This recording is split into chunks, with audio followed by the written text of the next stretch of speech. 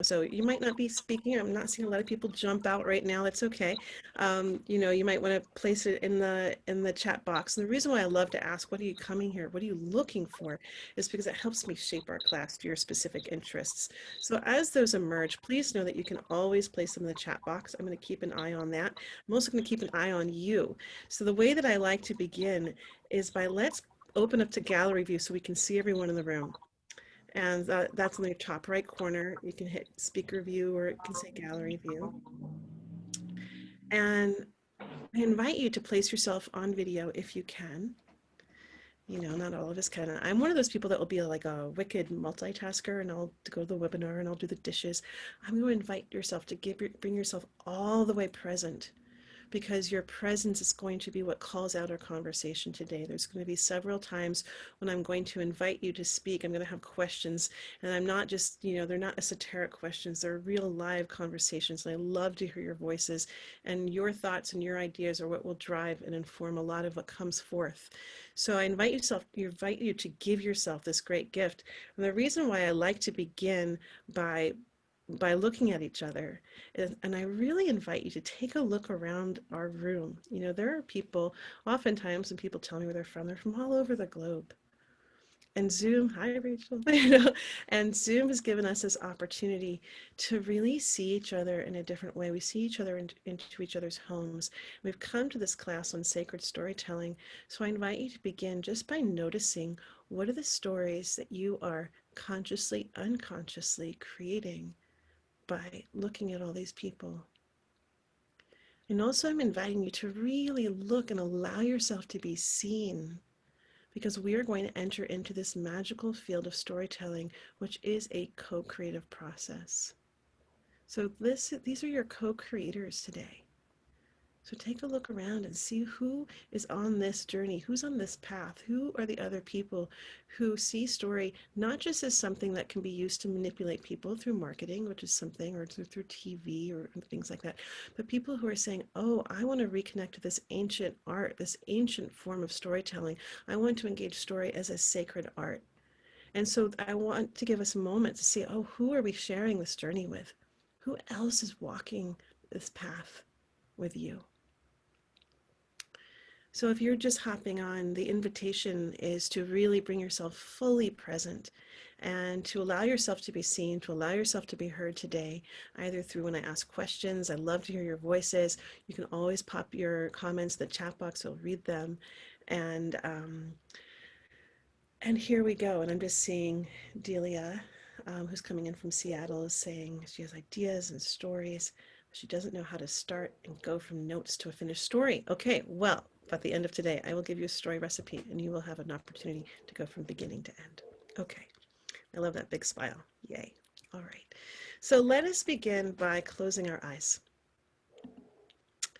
And I invite you to close your eyes, because as storytellers, we are the seers of the world.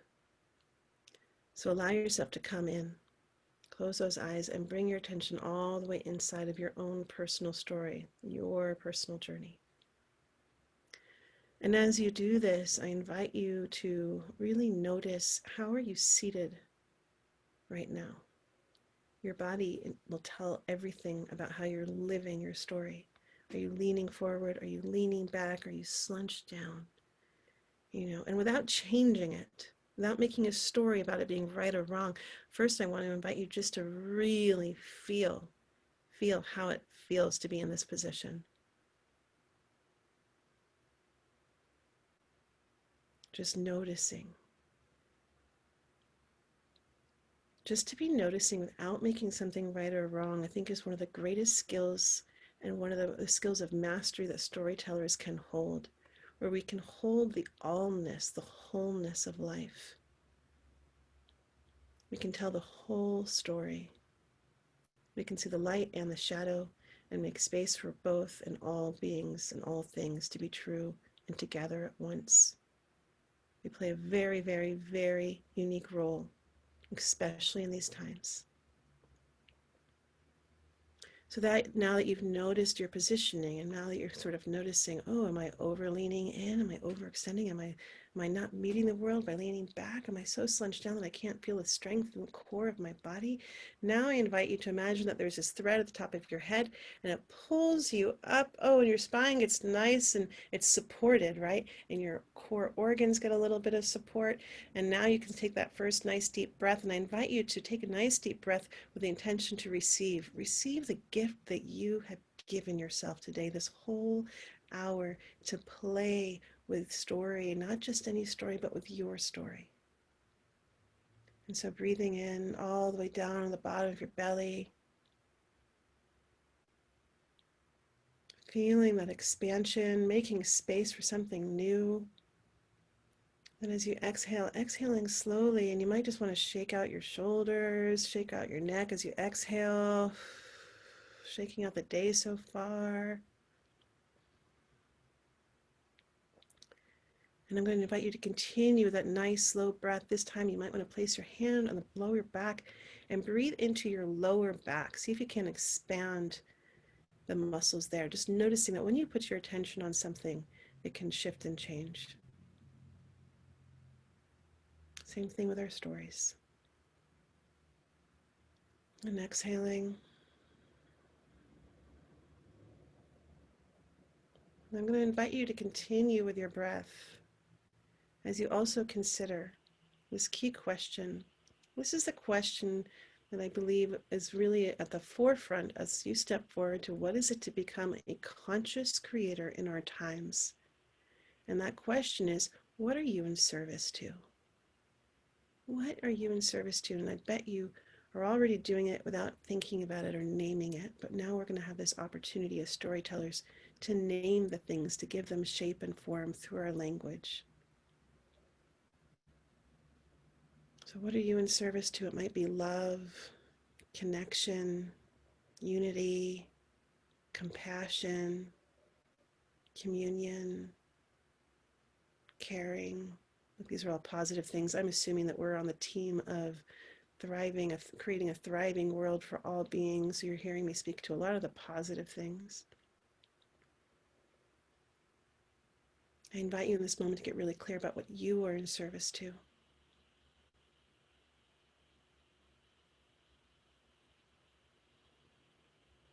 And as you do that, I'm going to also really invite you to really consider as you are what you are in service to. If you're in service to peace, bringing peace here, then allowing that peace to really reside in yourself in this moment. What does it mean? Like, how can you imagine peace, the energy of peace living inside of you and speaking from this place, because this is what you infuse your stories with. Whether or not you say the word out loud will come through your resonance, comes through the way of being. And so I'm going to ask you again, what calls you towards this space today? And in that question, is it because there's some stories inside of you that are banging around, ready to get out? You know, we had a dear one already say, I want to figure out how to get from the beginning to the end. I've got something that wants to come out of me. Are you one of those people who's getting knocked at by the muse, that creative life force that just keeps striking you with inspiration? The stories of our time are asking to come through you. Or are you feeling that call of the Cantadora, that one who plays the role of carrying those old stories, the ones that were created to guide us through these times? Are you one of those rare people among us who are called to carry those stories, to amplify those stories? And is there something else, some other reason that's speaking through you today? And may you bring it and give it some consideration and really listen for these voices, these pieces of you that are calling to be here today. I'm going to begin with a quote today. You can open your eyes or you can sit and just listen and receive. I've got two quotes for you. This one comes from Rebecca Solnit. We think we tell stories, but often stories tell us. They tell us to love or hate, to see or be seen, and often, too often, stories will saddle us and they will ride us and they will whip us onward and they will tell us what to do, and we do it without questioning. The task of learning to be free requires learning to hear them, to question them, to pause and hear silence, to name them, and then become a storyteller. That quote is by Rebecca Solnit, and I love to begin with that quote because it speaks to the journey of what it is to me to be a conscious creator, to be conscious of this, of your impact and of the stories that you tell on the world around you. And she's saying, wait. First, you got to see the stories. You got to know and see how what they are consciously or unconsciously informing you of how to live in this world. And then once you understand that part, now you get to be at the reins of creating them. This other quote is just called to be spoken today, so I plucked it out just to read to you guys. My cousin Helen, who is in her 90s now, was in the Warsaw Ghetto during World War II. She and a bunch of the girls in the ghetto had to do sewing each day. And if you were found with a book, it was an automatic death penalty. Imagine that. She had gotten hold of a copy of Gone with the Wind, and she would take 3 or 4 hours out of her sleeping time each night to read. And then, during the hour or so, when they were sewing the next day, she would tell them all the story. These girls were risking certain death for a story. And when she told me that story herself, it actually made what I do feel more important. Because giving people stories is not a luxury. It's actually one of the things that you live and die for. And that quote is by Neil Gaiman. So here's what we're up for today. We're going to come together and we're going to play with the landscape of sacred storytelling, looking at story as a sacred art form. So this is not your 6 bullet points on how to tell a story. This is something a little bit different, as you are as I know that you are all onto. We're going to speak to what is a story and why is it relevant to the times that we're living in. We're going to talk a little bit about what is a creator matrix and what is your unique creator matrix. And we're going to do an activity to spark your creativity. And I'm going to give you a recipe for how to create your own stories. At any time, if you have questions, if you have an idea, I love hearing them. I'm going to ask real questions and I'm going to invite you to answer them. I love hearing your voice, and as you feel called to bring that, I will. You can also put your comments in the chat room. So just know that. Okay, so a little bit of my background is that I grew up on a farm in Vermont, and I really believe that was where I began my journey with storytelling, was in that relationship with the land and getting to play kind of wild and enter into this realm of listening. And I really began to understand sort of that savior, that the way that stories can protect me, was because I moved almost every year of my life until I was in high school. And if you've been traveling or been around kids a lot, you understand that it's not always easy being the new kid in town. And those stories were the place where I could always find sanctuary, where I could always find some refuge around the challenges of being new kid in the block.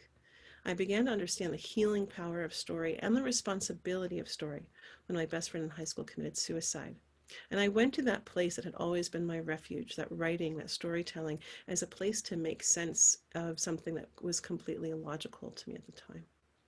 And through my own healing process, I actually submitted that story to a storytelling festival, and it won a place to be produced in a professional festival. And that's where I learned the responsibility of storytelling, that what you put out into the world comes back. So as I had used that as a place to alchemize my own grief and healing, I now became at the seat of also being responsible to be present for other people's grief and healing processes. I began to learn the magic of storytelling when I went to. I had the great fortune of being raised by people who noticed my gifts when I was younger, and when I wanted to go to study acting and college, they said, "Don't waste your time and our money." This is what my parents said.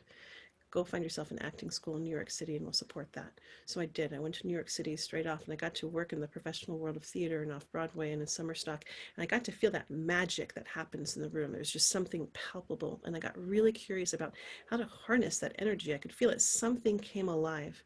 And I really wanted to understand how to use that energy for social good and for my commitment to protecting the environment and for social justice. And that led me eventually to actually getting a degree in college, and I studied experiential education, environmental education through the arts. And that ended up leading me to working with youth at risk and again into the wilderness and that deep listening.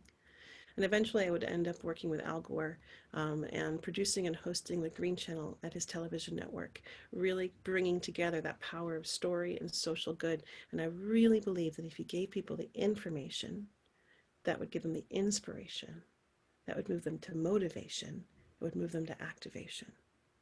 And after years of working in that way, I discovered that I was asking the wrong question because the data was showing us that people don't respond to data. They respond to stories. And something in that liberated me out of the news industry and gave me full permission to go to really discover the full truth of what I was and to follow my own passion of storytelling. And in that passion came forth a really big story. I'm not going to go into that one, but I'm just about to publish a novel. And that really taught me everything I knew about how to come into relationship with that creative life force, the muse, the ancestors, the earth speaking out loud, and that working with storytelling as a sacred practice.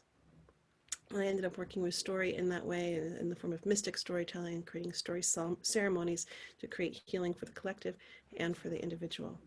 That's a little bit of the history of what brings me to you. And I've also been teaching online in a school of sacred storytelling for the past 3 years. So now let's dive in and begin with some of the most ancient understanding that we know about language, which is, Hawaiians believe that words are so powerful that they can raise enough energy to slow the world or to set it into motion. Think about that the next time if you have an opportunity to watch a hula class, or to watch hula on YouTube and see this culture that has not lost relationship, the power of their language and embodied motion of their prayers. The Sicilians believe that words poke holes in the universe. I always think about that when the passion comes forward, or the rage or the anger. Be careful of what you say because it can't ever be taken back. The Australians say that the stories of the past must be sung to the present so that the future can exist. The Maori say that words don't describe a thing, they are the thing. And all the ancient religions agree that the world was sung, spoken, and chanted into existence. I want to say that again just because it feels like such a crucial part of understanding our unique role and all of the ancient indigenous cultures understanding humans' unique role in relationship to the natural world. That the world was sung, spoken, and chanted into existence. It comes through our creation. So I invite you to also think about abracadabra.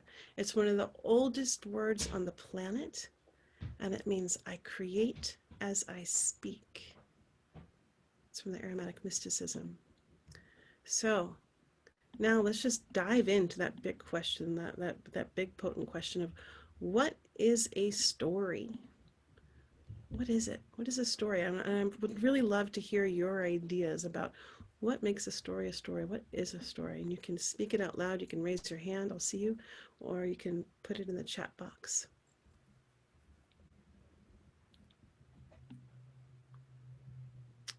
And there's no right or wrong answer, right? We are all made from stories. Right? Thank you so much. Yes. Yeah. Your introduction is just so beautiful. It almost made me cry here. It's so beautiful. Thank you so much. For me, story.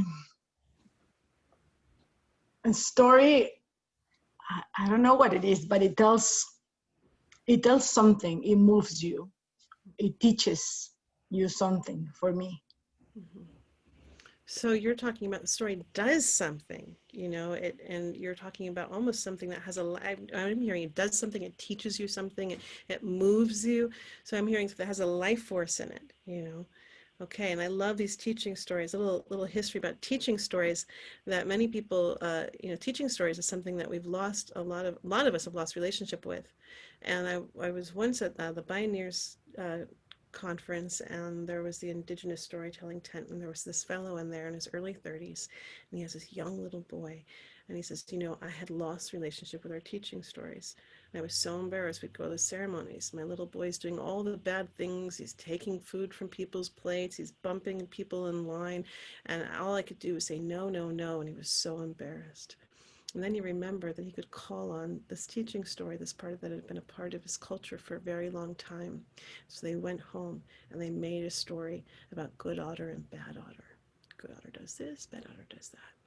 And now all of a sudden his conversation with his young boy is completely changed. It's not about you were right, you were wrong. It's a matter of, oh, just good, are you being good otter or bad otter? And now his boy has a way of also being in conversation and having some self-determination, some self-awareness about how his behaviors are. So I love that, I appreciate you speaking right. Stories can teach us, but they can also play a role as teachers. We can call on them, we can actually employ them into our lives. Wendy is saying, Stephanie says, right, there's a beginning, middle, and end. It's a journey, right? We're going to go somewhere. It doesn't say I went to the post office. That's not a story. So something happens, right? Okay. I'm seeing Wendy saying, I used to be a language arts teacher. Gosh, that's fun. I taught that stories were our way of learning about and connecting with ourselves, others, and the world, right? And so you're talking about three different things. It's an expression of understanding, okay, we're all made of stories. It started the moment we were born. Our parents are telling stories about who they were and what they come from, and that starts to shape our belief systems, our values of what we think is possible. We start watching television, most of us. We start hearing stories about our community and our culture and our country. What do we understand it? But now you're talking about understanding who we are in the world. Stories to give us empathy. They help us understand others, and then we understand ourselves in context to the greater whole. That was a beautiful expression of that. Thank you, Wendy. Whoops. Alexandria saying that we are living stories. The stories for our ancestors are woven through and in our DNA, right? And there's that study of, oh man, I'm forgetting the name of it. Begins with an E. That now more and more. Epigenetics? Yes, thank you. The literal understanding that, like, right, we are made of them. It's in our DNA, the traumas of our ancestors, the triumphs of our ancestors, like all of that lives inside of our body. And the more and more we can attune to that process, becoming a conscious creator of understanding and hearing all those different stories, where they come from. Now we can attune to what story are we living and are we allowing to live through us. Um, okay, so um, Alexandra is saying a story is the framework from which the fabric of society is hung. We have a poet among us. I love that. It's like, what great fabric are we weaving together? Are we co-creating? Each piece is a thread. I love that. Okay, so now let's talk about story in a very unpoetic expression.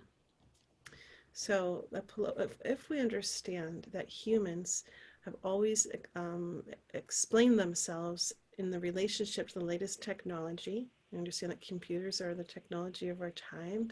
Now I'm going to say that a story is an operating system. And it's an operating system where we learn our beliefs, our values, and what we believe is possible. This is just one way. There's a lot of different ways to explain story. This is one way, a very simplified version. So now we start thinking about all the different, again, stories that are running in through our lives. And when we can spot them as a story, now we can start to ask some of the more complicated and deeper questions. Who wrote that story and why? What is that story in service to? Is that story on the give, or is that story on the take? So it's then you're like, am I going to give that story my life force by allowing it to live inside me, by repeating it, by continuing to show it, right? So a story is a program. Get this, Alexandra, I love this. I've been teaching that for a really long time, and then I just heard, like last month, the television shows that we watch growing up is programming. Right? It's all in our language. This is what I love. If you want to, I love that. Or television, I love it. Yes. That's great. I've never seen that before. Thank you. So like what I love about language, is that you want to understand the world you live in, start getting to know the words. which are the codes to it all. You know, go start going back to the etymology. One of my favorite words to really reclaim, and so many of them have been I feel like are being taken used against us. You know, one of my favorite words is apocalypse. Oh my God, we're in apocalyptic times, right? It's the end of the world. That's how we think to know it. Well, when you go to the etymology of apocalypse, it's a Greek word, and what it means is it's a lifting of the veils. So we're in the Wizard of Oz times. It's pull back the curtains, see what's really there. And is it the end of the world? Yes, it's the end of the world as we know it. You know, we can see so much more, but now we can be in relationship and direct relationship with so much more. So, right, it's the great revealing, the great unveiling, says Alexandria. So, okay, so now we're getting our hands on the reins of a story. And I even started to play this idea of the power that you have as a listener. When I work in audience, when I work in live storytelling, the framework that I think of, what most people call audience, I think of as co-creators. And I invited you into that role right away at the beginning of this class, right? I asked you to co-create with me. And because it's like I think of storytelling as, you are the planters of the seeds for that vision, right? But how well fertilized is your garden? You know, are they ready to catch what you are giving them? And if you are, one of those people who is in service, and this is one of the first questions I ask, if you are in service to love and for caring, for compassion, for community, for bringing us together, for transformation, for healing, that's going to come through you. But people need to be ready to catch and to hold what you have to give. So how do you prepare your audience? And we can talk a little bit more if that's where people want to go in this conversation. But more even beyond that, it's getting really clear about what wants to come through you. So, and understanding your power as a listener.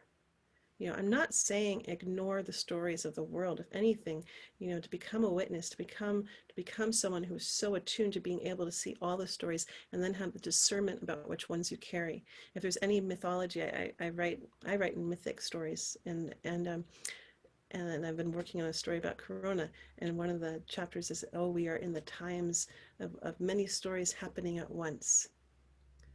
No other culture has been asked to do what we're doing right now. So many cultures at the beginning of time, they had the shared story, a shared belief system, shared values, and shared ideas of what the world was.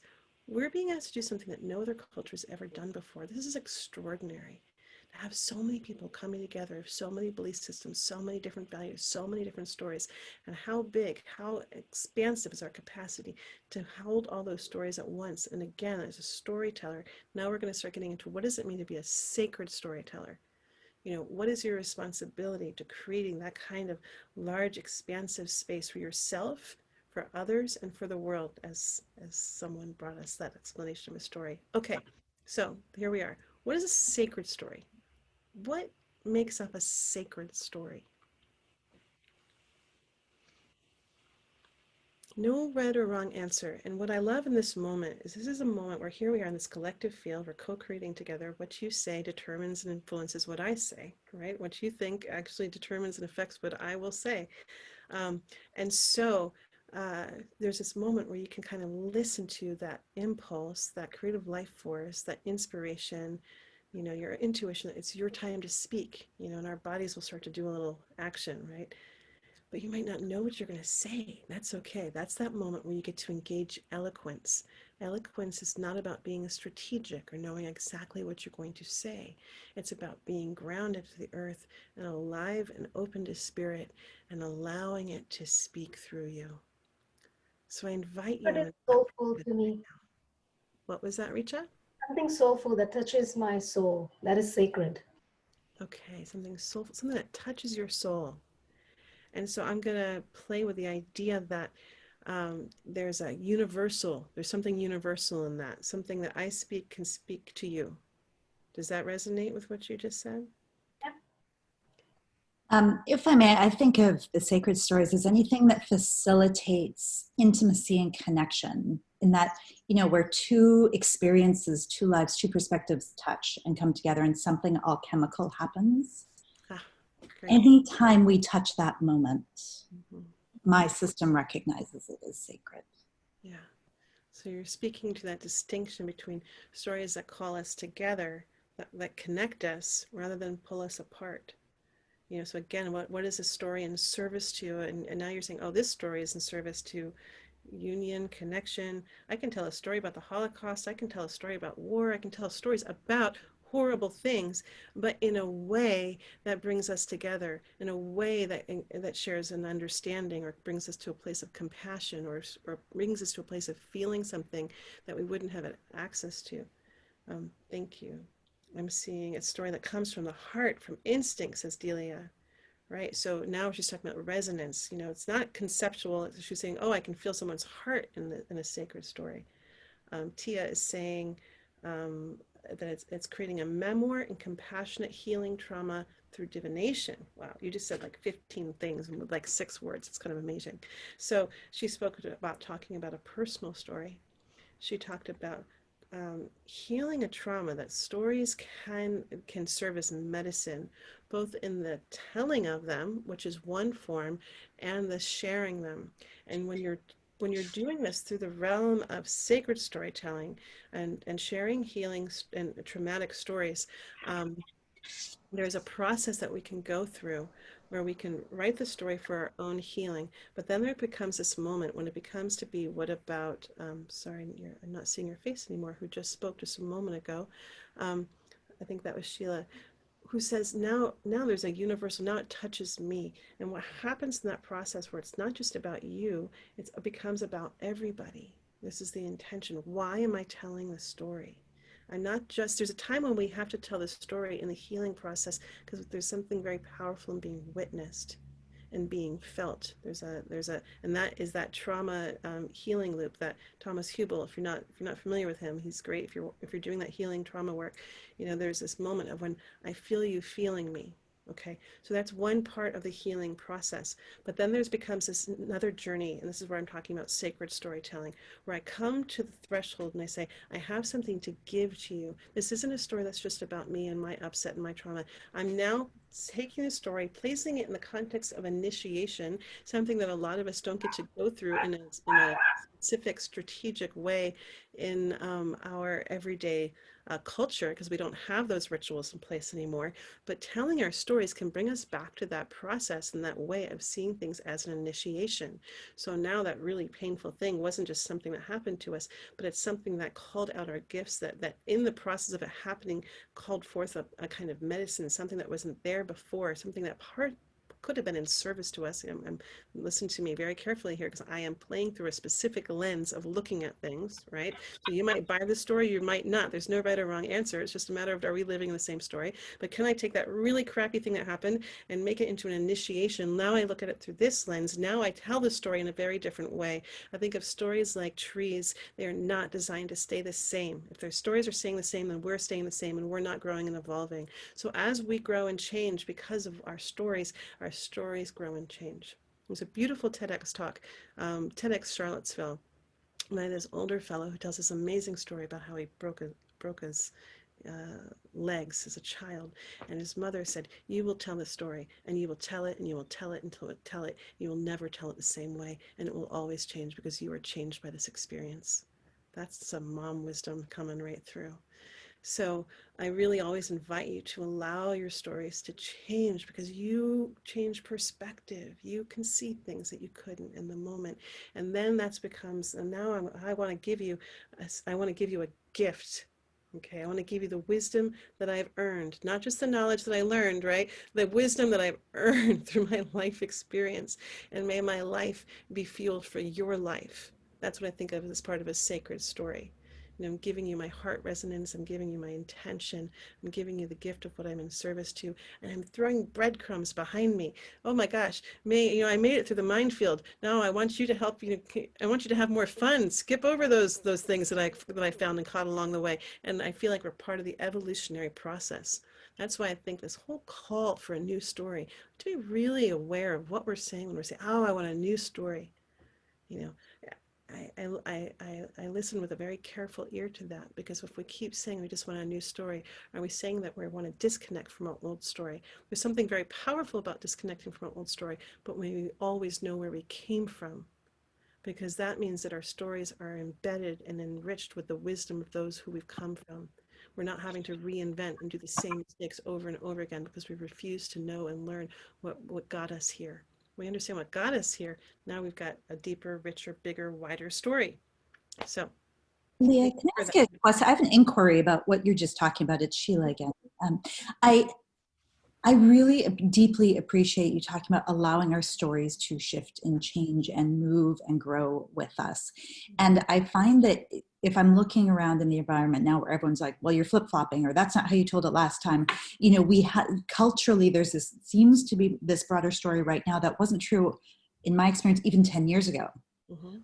That is, well, if you change this data point, the whole thing falls apart, like this hyper cynicism or something. I'm curious if you notice that, or what comes up for you when or maybe that's just my family. It could just be that too. Well, I mean, it's like your currency that you're playing with right now is data and information and facts. And what do we know about stories? But that they are bigger than facts and information. One random amazing thing is that if you've ever been in a room where people have shared a lot of data, and I used to work in climate, so we're data heavy conversations. And if you're tuned to energy, all the energy goes, whoa. After being around, I was like, what's going on? Like all the energy is like, granted, it's bad news, but like people are just like, it just wasn't happening. And then I started researching, and there's all this research that says people can't actually alchemize and metabolize information and facts. What we do is we make meaning out of story. We see ourselves in the story. So I'm going a little bit off of what you're saying. I think I need a little bit more information. But I would say, like, when facts and information change, gosh, we live in a time when facts and information are so confusing. But here's where the news is a little bit. I want you to have your eyes wide open. The way that our news system works right now is all we're getting is facts and information without context. It's like, well, wait a second. We need context to understand the narrative, to understand the story. So it's like constant amounts of news and information and facts without the narrative, without the context, without the history. It's broken fragments. We're disconnected. And all that we want to do as humans is be connected. And our stories are what help connect us to our past, to our present, to our future. So in terms of our stories allowed to change over time, well, how do you hold the truth of it all? Once upon a time, this terrible thing happened, and I thought it was this. I really believed that this was all that it was. And then this is one of the cure, and then this happened, and my ideas opened, and I have a new perspective, and I've been changed from the experience, and now this is what the story is. So I think, to answer your question, Sheila, as your stories change, you can share the journey of your shift and transformation within them, if that makes sense. And then your story holds the truth of what it was. You weren't always this wise person that held all this knowledge. So okay. um I'm looking for more things. I'm seeing appreciations from all of you to each other. That's beautiful. I love that. I feel stories are like vibrations that our strings resonate with and move us in a strong way, says Vanessa. I love that. And intimacy, says Joanna. So a couple of fun facts about storytelling is that there are things that happen when we tell a story, and that magic that I told you about before is real. Once upon a time, in a time not so long ago, at the very bottom of the ocean, there were three kings. And these three kings had three beautiful wives. And they were known to be seen under the light of the fullest moon at the bottom of the ocean, standing in a circle with their hands connected. And as they stood under the light of the full moon at the bottom of the ocean with their hands connected in this beautiful ring, it was said that dolphins would come from all edges of the sea to swim among them, bringing the joy and the pleasure and the zest of life to the surface for all of us to see. Okay, how many of you saw some images of people at the bottom of the ocean. Okay. So what did we do? We reality bended. We time traveled. We co-created some very strange reality that I've never heard of or seen of or before of or even considered. You know, we created new characters and new possibilities, and we did that together. And so, it's like kind of this magical thing. So again, when we want to talk about who are some of the most powerful people on the planet right now, who is planting the images of possibility in our minds, it's you, the storytellers. But again, that's why I was speaking to why is it so important that you prepare people to catch your story? Because if you really believe in the hope and the vision and the communion and the magic and the medicine in your story, then you want to make sure that it can truly be given. So now we come back to this place of um, what I'm calling magic, this co-creation process. Princeton is calling neural coupling. So the left lobe of my brain started to activate as I started to create those images in my mind. And the left lobe of your brain also started to activate as you created those images of your mind. And so and look, we weren't even in the same room together. It's kind of amazing. So I did a couple things when I was telling that story. One of the things I did was I didn't describe to you what beauty looked like. Right? I allowed your mind to create your own image of beauty. I did that very consciously. Beauty looks like many things. Had I described, what her hair looked like and how tall she was and how big her bosom was, now I'm creating a coloring book and I'm defining something for you. So as a storyteller, I made a conscious choice to say, I'm just going to invite you into the feeling of beauty.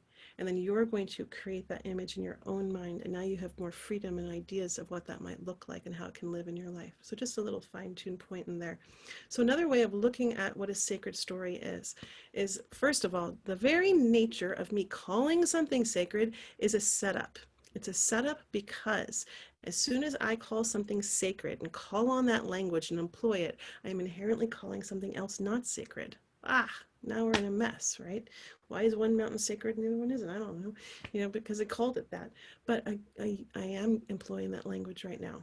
Because what is that terminology bring us to? But it brings us to seeing the divine and honoring the life in all things. In a time in the world when many of us were not raised with that indigenous mindset, that perspective of seeing the life and valuing the life and honoring the life in all things, then we do have to employ that language to bring us back to remembering that way of being. So now when I say it's a sacred story, I'm inherently saying, oh, there's a life force that lives inside of that story. And as I think it was Sheila who said, I feel this connection. I feel my heart warms. I feel this thread of connection when I hear a sacred story, right? So this is a story it's connecting your heart. It's not instilling fear. It's not wanting you to hate on people. This is a story that's calling out your best. It's a story that's in service of all life thriving, or life that's in favor of life thriving. Okay, so now when we say that, when we talk about the wholeness of a story, it means that there doesn't have to be a right or wrong. We don't have to get stuck in those pieces. We can see the shadow and the light, the gift and the conflict, and there can be a place where the wholeness, what is whole, the etymology of holy, they're connected, those words, to be inside that story. And so we can give people a wider, a bigger, a more expansive story to live in that holds and makes space for conflict. I would say one of the most challenging parts of stories right now, especially being in the western part of the world and having the hero's journey kind of really the key dominant story structure in our life, is that we're always seeking something outside of us that we have to make into a bad guy in order to win, in order to know our true strength and our capacity and to bring those back to our community, our village, our culture. So wow, this is a story structure there's always going to be a bad guy. We're driven by conflict, by our stories, So now, what if you look at some of the more older story structures? They really invite you to do this because some of these older story structures that come from indigenous cultures, they do something that our Western stories don't do, and they make space for mystery. They make space for the unknowable. One of the things that I don't know about you, but one of the things that I've really been working with this time is like, wow, I really don't know what's about to happen. And how do you deal with, living in the mystery? How do you deal with not knowing? And so can you have capacity for that? Can you still live in peace while knowing that you don't know what's going to happen? You know, and so these old story structures, these old sacred stories actually teach you how to live with mystery. They teach you how to live with the unexplainable because they make space for them inside their stories. So if we look at, okay, so a story has a sacred in it, it has a life force in it, maybe it has the muse or the divine or the ancestors, the earth speaking out loud. This is what a sacred story is. It's in service to our great thriving. It's in service to our connection, to our understanding. It has wisdom. It has medicine in it. Okay, that's nice, but what's the opposite of a sacred story? You know, again, I'm the opposite, whatever. But I would say on the flip side, in comparison, we could say, okay, well, there's a zombie story. And I really encourage you to have your eyes on the lookout for what a zombie story is, because these are the stories that are on the take. These are the stories I would say that are not being made by conscious creators who understand their impact and influence on the world. These are stories that you want to be like, what are you in service to? And what was the person who created you in service to? So let's take an example of Jaws. Jaws is a story that was written by Peter Benchley, that was produced and brought to film through by Steven Spielberg. I don't know Peter Benchley's story, but I do know Steven Spielberg's story. And what was he, you know, in service to? But he wanted to become a famous director, right? He had an eye on the story. You have to understand the context of the time. Understand we had not had a lot of violent movies in our culture up to this point. It's still fairly early. You know, also that was the first movie ever filmed on the ocean. Whether or not you are engaged with the language of symbols, it is the first language of the humankind that's inside of you. What does the ocean represent but our consciousness? That great big shark broke, you know, their big metal shark. They had to put fragments of it into the film because they were smart producers. It comes straight out of us seeing it as sort of this fake prop into our symbolic understanding. And what does shark come to be connected with but our fear of the unknown and our fear of death? Oldest story on the planet known by humans is all about humans' fear of death. Okay, so now we understand that that film was directly played a role in the collective fear of sharks, which, by the way, I think 8 people a year are killed by sharks. Think about how many more people are killed by dogs and by cars, you know, and this collective an understanding or okay with them being killed off, this keystone species. So when Peter Benchley understood and began to see the effect of his film on the public consciousness and consideration of sharks, he spent the rest of his life trying to undo that damage and became a great steward and protector of the oceans. So I say this as a cautionary tale because I don't think that there's a bunch of people trying to create stories that will cause harm. But I do think that as a creator in our time, and as we become more and more aware in this apocalyptic time when the veils are lifted and we can see more and more and more and understand our impact and influence and our responsibility to speak, to sing, to chant the world into existence, I invite you into that deep question of what are you calling forth? What are you giving life to in your personal life and in your community, around the table, on the stage, wherever you go. Um, so, right, Richa, what a beautiful expression, right? Listen to this expression of language. Just read the other day that sharks don't infest waters, they live there, right? Maybe we're the ones that are infesting waters, you know? Right, so slight. You know, every time you start hearing about the language of Corona, it's attack, it's violent, it's all this stuff. Start really pulling apart this language and being like, wow, okay, this is fascinating. The narratives that people are creating. How do I get my hands on the reins of the story? Okay, so how about we get the hands on the rein of your story, and let me give you a story recipe. Unless there's any questions that people have about what we've spoken about so far. Okay, so here's a story recipe for you, and this is a story recipe for a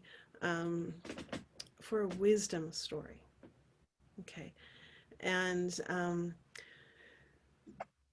oh gosh, right. It's just, yeah, the people fear the tarot because of the death card. You know, here's a fun thing for you to play with. So at the beginning of my classes, I often invite people to tell a creation story. And the reason I like to start my classes that way is because these creation stories are the oldest stories on the planet. So if you really want to understand a story, inhabit one.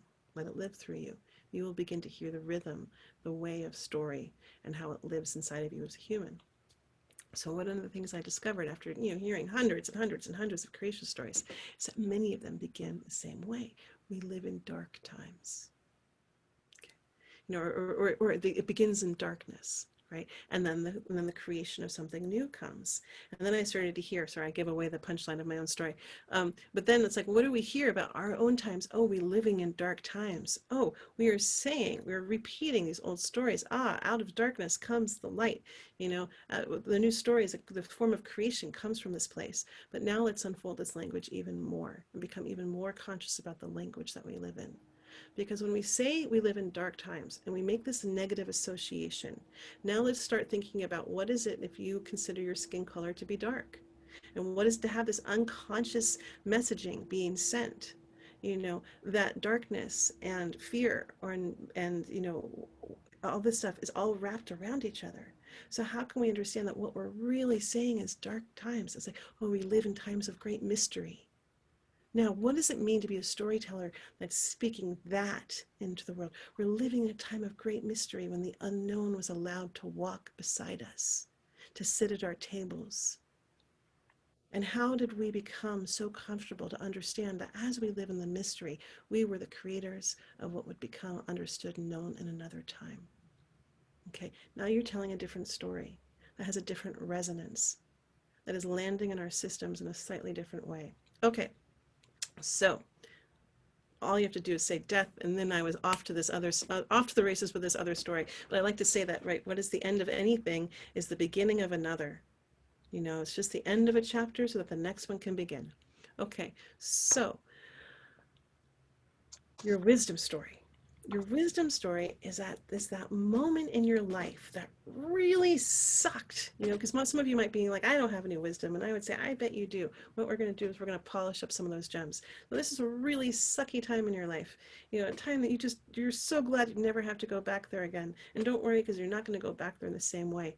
You do need to be, if this is really a wisdom story. Now, there's a medicine story when you're right in the middle of the thick of something and you can't make any sense of it, and you can go in and you can work on it to become a medicine story. I'm not giving that story structure right now. Right now, I'm giving you a wisdom story. So you are 6 months to a couple of years later, you've got some perspective, and you don't have to be right. This is a key part. If you are right and someone else is wrong, this is not a wisdom story. If you have the spaciousness and the willingness and the humbleness to come towards this story and to co-create it with the muse, this is what I'm inviting you into. So now I'm inviting you to go back to the story as if you don't even know it, as if you can learn about yourself and those around it and gain a whole other realm of perspective to do that thing that John Steinbeck speaks about, where he says, if the story is not about your reader, it will not last.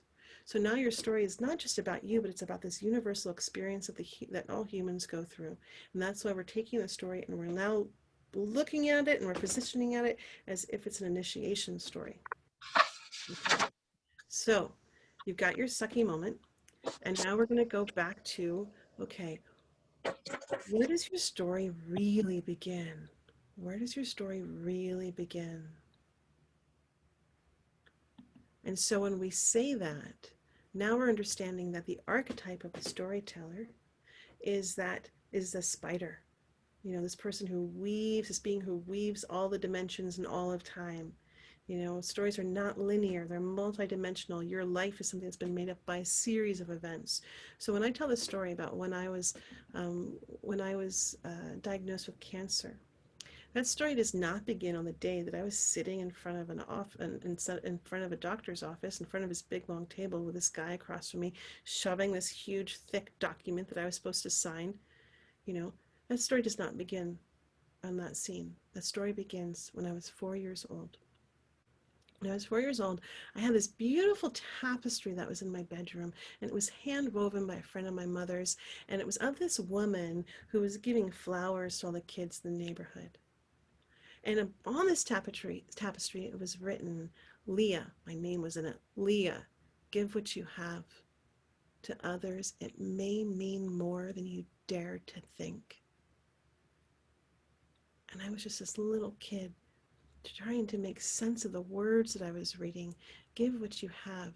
It may mean more than you dare to think. And I never did learn what that meant until I was 29 years old, sitting across a desk from a doctor who was saying that he was just about getting ready to cut across my throat, across my larynx, and I might lose my voice. And all of a sudden, I knew what I had. So that's an example of how big is your story, right? Your story is made up of a series of experiences in your life. So when you ask for where does the story really begin, it's not this squinching of your eyebrows and getting your ego to figure it out. This is where you allow the sacred story, that divine creative life force, that muse to live through you and inspire you and help make these wild connections that you never would have in any other way. Okay, so go for a walk, take a bath, do these things where you get to poof, put your thinking out here and allow yourself to be inspired. You don't have to know the story. Let the muse do all the heavy lifting. Okay, so now your next question is, what is that initiation? What is that initiation that you went through? And again, just allowing it to reveal itself to you. So in my story, something that you might not know about me is that up until this point, I had been a professional victim. I understood how to play that role. I knew the words, I knew the language, I knew the stories. I could out-victim story anybody in the room. And all of a sudden, as I'm sitting across from this doctor, it's like he's coming at me with this purple velvet pillow, all nice and cushioned, with a tiara to be queen of victimhood. And I understood in that moment that I never wanted to play that role ever again. And that decision was like it opened up this trap door in the room. And all of a sudden, without even thinking, without hesitating, I jumped through, not knowing what was going to be on the other side. And on the other side was a very different way of being, because without even knowing it, without even skipping a beat, I looked at him and I said, I bet you just say that to all the pretty girls, don't you? Because all of a sudden I'd found this part of me that could make light, that could find humor, that was committed to finding a way at this stage in my journey to laughing, to finding that way of connecting with people. And so every time I met with a nurse, every time I met with a doctor, every time my blood was drawn, it didn't matter how scared I was, I had this very clear and simple task, and that was to allow a space for us to smile and laugh together. And that's what I did in every appointment, rather than amplify that fear that was in my body. Okay, so that's one example. How do you meet your initiation? You're not going to understand. It's not like in that moment, and in that snap moment when my character and my personality actually shifted and changed, I knew what was happening. It's by looking back, it's by reflecting, it's by bringing context and meaning and that commitment to explain to someone else part of the journey. Because they happen like that so fast. And it's in bringing our understanding that now we can claim the initiation so fully in our bodies and bring that to other people. They get the medicine of your initiation. This is where we get to like really serve each other, So, okay, so now the other key part of your story is there's always going to be someone outside of you that helped you through it. This is a key part to all stories. We've got the Yoda. We've got the fairy godmother. It's a key role in the development of all beings to have someone outside of your family system who calls out and sees your gifts. But again, allow yourself to be inspired by who that being is or what that being is or how that comes about. For me, in my experience, it was a garden. You see, something that you might not know about having thyroid cancer and having your thyroid removed is they don't know how much medicine to give you. So they just give you any old amount and see how you respond. In my situation, they gave me speed. And I had so much energy coming out of that hospital that I called up all my friends and I said, let's build a garden together. And they're like, Leah, you're crazy. And I'm like, I know, I've got all this energy. Let's use it. And so we did. We created this 70-foot spiral garden. And soon enough, all the medicine worked off. And soon enough, everyone that had come close to me to support me through this moment wandered away. And I was in a deep, deep, deep depression. But I had that garden. And every morning I walked that garden. And I walked it with my gratitude. And I can't tell you where I learned about gratitude. It was not something that was well known or popular. An Oprah wasn't speaking about it. But I learned how to be grateful for the simple act of being alive and what it was to walk through this garden every morning. And on my way out, I would speak my prayers. And I didn't know how to pray before this moment either. And I really believe that that garden helped me pray, and those prayers are what bring me to you on this day in this way. So again, you're sharing what got you through, what actually led you through to the other side of this initiation. It doesn't have to be so linear or literal. You're speaking the language of metaphor. What is metaphor? But it's the language of spirit. You can take this whole story and you could put it into the mythic dimension, and that's another class, and that's another form of storytelling, but we're playing with this one. So now you got to close up your story, right? You got to bring it to an end. You know, you went from here to there, you have an initiation, you've got your helpers along the way. Oh gosh, to close a story, and I really think that you can write this story in 15 minutes as soon as this class is done. Sit down and write it all out. But and thank you, Joanna, for that blessing. Um, I to write a good story ending takes some craft, some skill. You know, that's true. And there's a good sort of good techniques, and I'm sure that Leanne has learned many of them. um, but to do a quick and dirty ending, there's a beautiful way that you can do that, and you can end your story with a story blessing. I learned this technique from Carolyn Casey. She learned it from John O'Donohue. He got it from the Kabbalah tradition. Here we are in the high holidays of the Jewish time. So what better time to honor this tradition is to give a story blessing. So it's if then is the recipe for a story blessing. And you kind of take the idea of your story and you place it into a metaphor, and then you bless people with it. So if you find yourself in a dark and stormy night and your ship is sunk and it seems all has been lost, and all you can feel are the ripples of fear surrounding you, then may the light of the moon shine a path to shore that guides you and leads you and holds you all the way until you are ready to stand on your own 2 feet again. And you gave your listeners a blessing, and they feel blessed. And they're not even paying attention that you didn't really finish your story. That's okay, because you did it.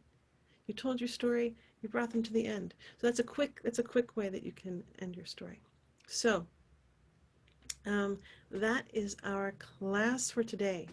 And if you are filled to the brim and feel complete, I will wish you adieu. And for those of you who are catching the scent and are feeling the calling to go deeper into sacred storytelling, I am going to tell you about a couple of different opportunities that are available to you in terms of studying a little bit more with me. And so that's what's going to happen next.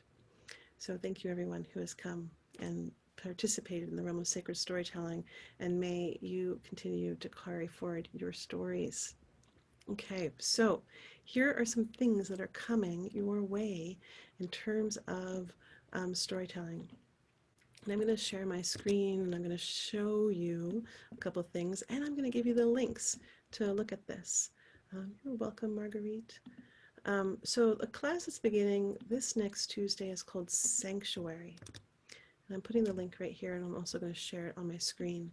So a little bit of history of this is that I have a school for sacred arts. I've been teaching online for many years. I teach myself, and I also bring in many amazing guest speakers such as Charles Eisenstein and Carolyn Casey and Michael Mead and some of the real luminaries of our time. And I'm really honored to have them be part of this process. And as COVID came in, and as this time of slowing and pausing and really listening for what is essential, what wants to emerge out of our time, I did 2 things. One thing is I asked the people who were studying with me right then and there if they wanted a guidebook on psychic silence. And that's kind of at the undertone of what I've been speaking to throughout our whole time, is how do we still our mind and quiet our mind enough so that we can actually pull apart and see all the different stories, what's driving our creation of them, and then influencing how we live in the world and how we tell our stories. So I feel like storytelling is multidimensional. It's you in the world and how you're being in the world, and then it's also the gifts that you're giving in the world constantly. So they said, yes, yes, we want that guidebook. And I was like, okay, all it takes is more than 5 people to say yes, and I'll go in and create it. And as I started to go on this journey, I was like, wow, I need my own psychic silence in order to create this book, you know. And my whole time I had gone, you know, I write big books, and I usually go away to Kauai or Maui for like 6 months at a time where I can get really, really quiet and just focus. But I, like you, couldn't go anywhere during COVID. And so this is what came forth. And this is a course of sanctuary. And it's about creating that psychic silence in your space to become a really conscious creator. And so what I discovered in teaching all this time was that people were really ready to go deeper, that it wasn't just scanning the surface of becoming, of understanding sacred storytelling, but getting to go really, really deep into the depths of who they are as creators. So that is where Sanctuary was born from. So what's unique is that we really are coming into relationship with that creative life force. And some people call it divine or the muse or the ancestors. It goes by many names, just like you do. But we get to come into practicing ritual prayer and ceremony as you come into your relationship with your creator matrix. What is your creator matrix? It's sort of like your specific operating manual for what you and how you create and what wants to be created through you. And through the process of this, I've developed this really like technique that goes with this 100-page guidebook on how to learn what your operating manual is. And as you begin and as your barriers, your gifts become clearer and clearer, they become amplified through you. But what I think of this technique is doing is it helps you gallop as a creator. And as you begin to gallop as a creator, you can see those barriers. It's not like the barriers are ever just going to disappear and go away, but you can see them from a distance. You can get a good run. You can like go above them or over them or make them part of your work rather than having them stumble, like stop your creation process. So I almost say that sanctuary, it's like you can be a writer or a storyteller, but you can be anyone committed to the creative life force process. And this class was designed to, again, it's sort of like the ground zero of becoming a conscious creator in our times. So I'm not going to go over all of this, but you do get a 100-page workbook. And the time of the course, I give it to you one chapter at a time, but at the end you'll get the entire guidebook. You have specific rituals specific to what you are finding and discovering. And again, you get a lot of different practice time. And what we do, which is really unusual, is we actually do an embodied practice. So nothing in this class is conceptual. It is in full action. So the main activity that we do is we actually create a sacred space in your home. You're invited to transform a space into a space of sanctuary. And I will say that this really did get born out of these wild and crazy times when the world is so unknowing. And how do you create that space that is safe and holy and holds you through these times and is a place where you can make sense of all the different stories, where you are conscious of what comes alive in this place. And so I will say that some people that took this last class were really able to transform a whole room, but some of them were traveling and some of them shared space with other people. And we found a way for everyone to come into the practices so they would get the most out of the class. So I would say, I really do say that for me, as I've done this, this practice several times, what happened in it and why I got so inspired to share this modality and this strategy with people is because, I've been a professional creator for over 20 years. And I was able to see over the course of 2 days some of my greatest strengths and some of my greatest challenges and what my unique creator archetype was. It just revealed itself.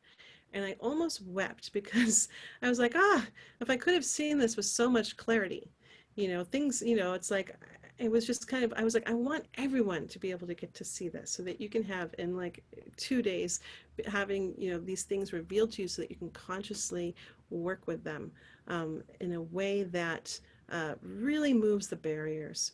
So we meet on Tuesdays from 5 to 7 and Pacific time as a group.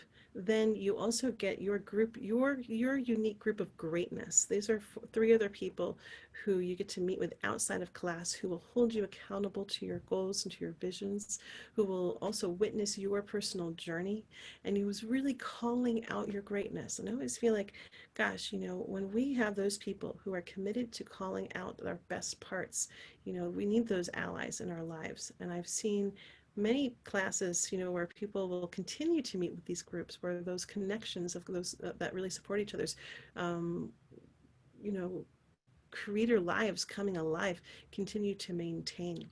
The other thing that you get with this class is 5 additional classes to watch on your own, and these are with guest teachers. These guest teachers are really phenomenal, and I'm just going to cruise on down to this. This is the guidebook that you get, um, and these guest teachers are right here. And as we were speaking in the language of metaphor, you know, that as I understand story, it is a sanctuary all unto itself. It's almost a temple where that you invite people into, that they can experience and see parts of themselves they were never able to see before. And who are you as the creator of that sacred space, that sacred experience? But you are the keeper of the temple. And so I really was interested in that metaphor, and I brought together some extraordinary people. One of them, the first person you'll get to come into contact with, is Brooke Medicine Eagle, and she will talk to you. She'll share the ancient story of White Buffalo Woman, and it's an extraordinary story, and what is it to develop ritual practices. You'll also get to work with Diana, and listen to her teaching about what it is to the sacred art of anointing. You know, again, how do you prepare the temple keeper?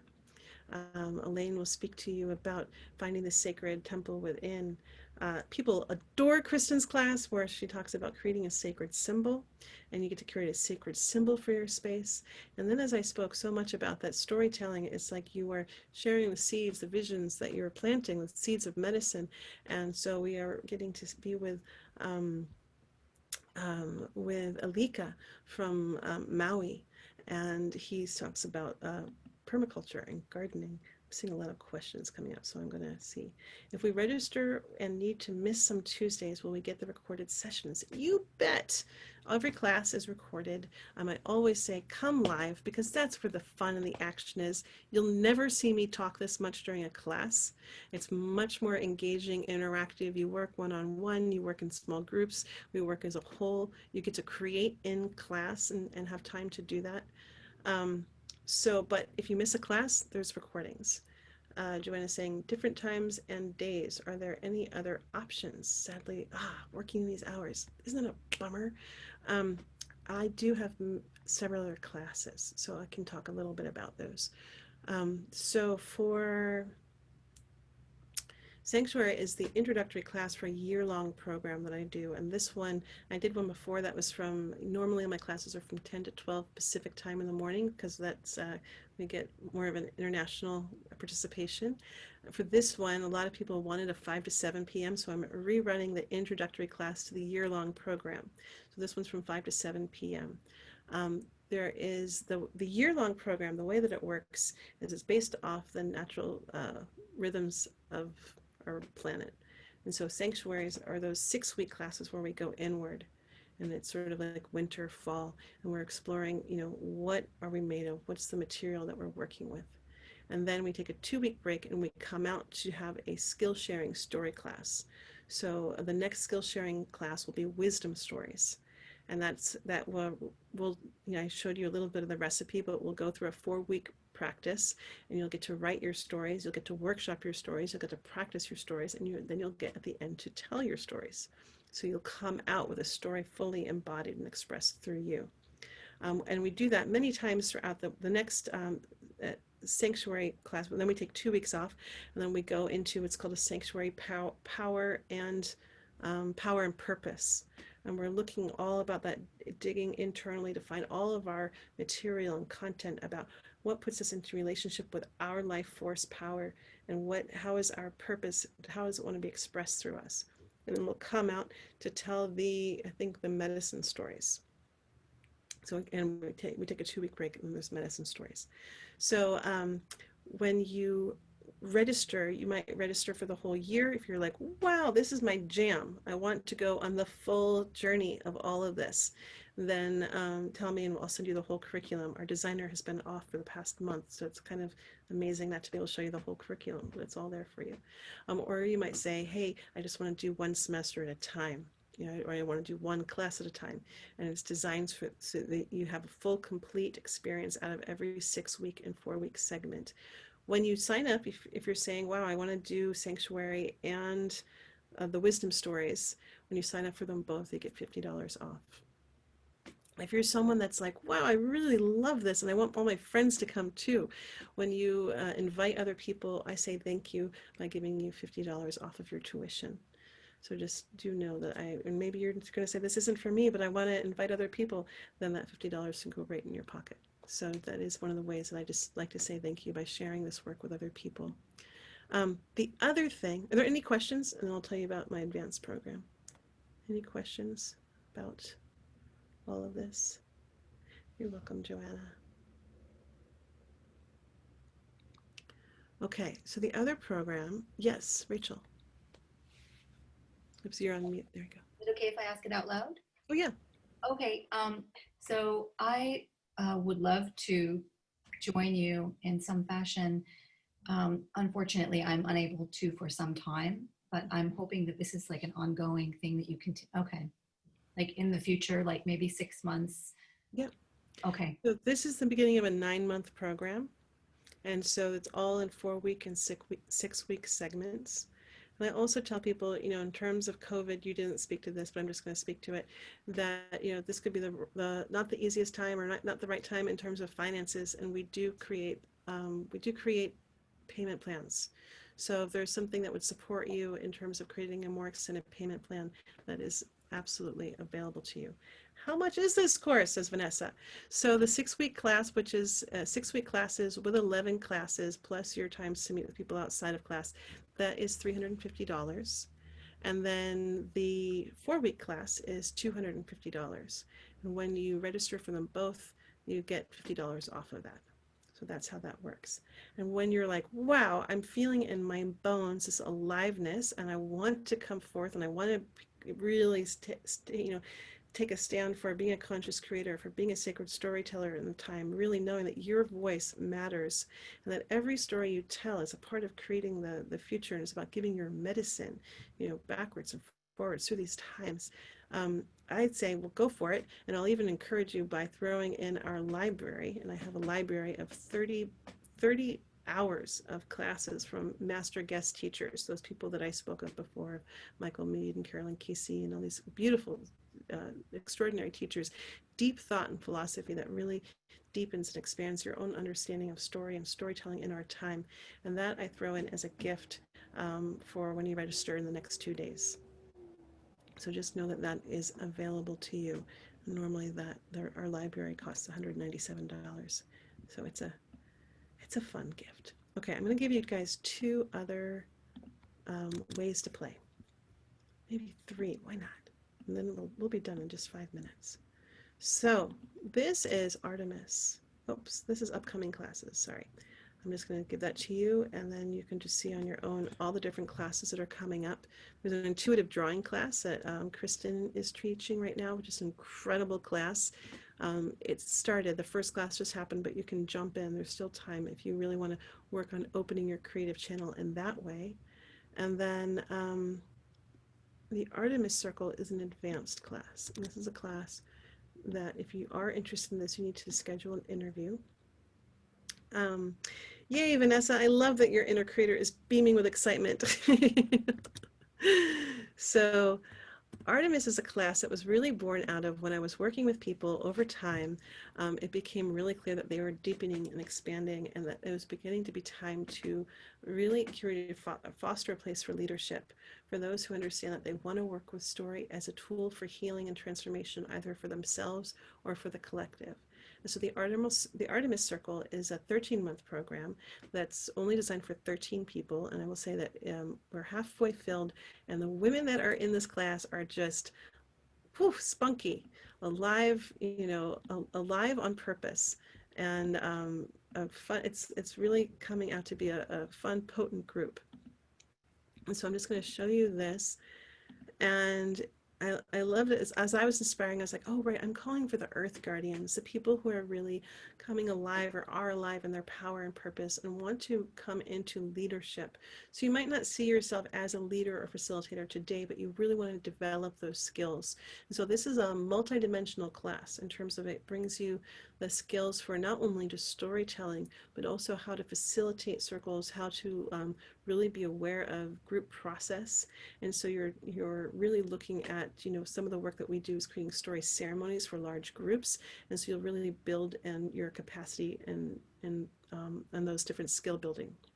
So I'm not going to go all into this, but one of the reasons why Artemis is our guide in this class is that she's not only just the protector and leader of communion, but she's also the symbol of the balance of the masculine and feminine within one being, and really as that sign of power and purpose.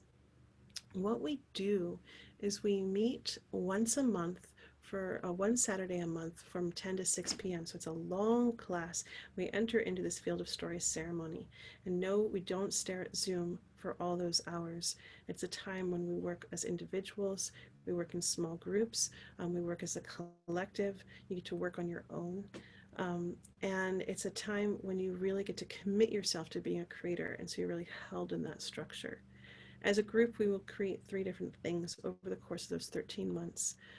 One of them is you'll have your own solo performance where you get to really call out your story and the story that wants to come through you and alive through you and wants to be lived through you in these times. So there'll be an online, because this is the world we're in now, an online storytelling performance. You'll also get some practice in working with a screen. We will do a group event, and this is a group story ceremony for our collective. So I'm going to stop sharing this just because I don't think you need to see anything else in there. And that group collective, last time Carrie was in our last year's event, what we did was we created the story of Medea. And the story of Medea was, we asked for to do a performance that created space for our community to experience a forgiveness ceremony. So that's what we did with over 200 people. We created a space for a forgiveness ceremony through the guise and through the realm of telling an old story. And so we as a group will come to understand what's the story that wants to emerge through our collective and what is being asked and needed for in our times, and how can we give that through the storytelling ceremony transmutation experience. Then that's where you'll get to learn those group process, group facilitation skills, how to manage a group, how to really hold different space. Then you'll also get to have your own personal project. How does story want to be lived through you in your community as you experience and build community in your time? So it might be something in your neighborhood, or it might be something with your online community. This is something where what your unique gift, your unique voice, your unique way of living story in the world gets to emerge through you and be wholeheartedly supported through us. So you also have a partner in that group that will also really mirror you and support you and hold you accountable to your goals and visions. So that is the Artemis Circle. The last thing that I'll just tell you about is medicine stories. And this is, I didn't talk a lot about this, but one of the ways that I work with story is through the form of divination. It's a very, very ancient way of working with stories and mystic stories, where I read people's fields and your story as it's playing out on the mythic dimension reveals itself, and we go through and we get to explore what's alive in your consciousness, what roles are you playing, and receive the medicine and healing from stories in that way. So that is also there. I forgot to put 3 W's in front of medicine stories, but it's all there. So that was a mouthful. And are there any questions? Is there anything else you would like to understand about working with sacred storytelling at this time? I'll just keep an eye out. Okay. Well, what I'd like to do is give you a quote and send us on our way. I always end with a quote because it's sort of like at the end of a Tai Chi class. You're just bowing to those who have come before you. You know, those people who have walked this path of being a creator. Thank you for all of your acknowledgments. I really appreciate it. Okay, this quote. There is a vitality, a life force, an energy, a quickening that is translated through you into action. And because there is only one of you in all of time, this expression is unique. And if you block it, It will never exist through any other medium, and it will be lost. The world will not have it. It is not your business to determine how good it is, nor how valuable, or how it compares with other expressions. It is your business to keep it yours clearly and directly, and to keep the channel open. You do not even have to believe in yourself for it to work. You have to keep yourself open and aware to the urges that motivate you. Keep the channel open. And that quote is by Martha Graham, creator of modern dance in our time. All right, thank you, Alexandra, for putting in the correct link. I appreciate that. All right, what a gift it's been to be with all of you. I've so appreciated your smiles and your nods and your way of engagement. I've received a rich time, as I hope you have too. And now we can take each other off mute and bid each other adieu. Thank you so much. Thank you. Welcome. Thank you. Many blessings to all. Oh, yes. Thank you. Beautiful. Great platform. Thank you. Thanks so much. Thank you. Thank you. So Very much. Amazing. Thank you. Thank you, Leah. You're welcome. What a full, rich time. Thank you. Thank you. Thank you. So glad. It's so fun to share. So inspiring to share. Bye-bye. Bye. Day. Bye. Bye. Bye. Thank you. Thank you, Leah. You're welcome. Thank you.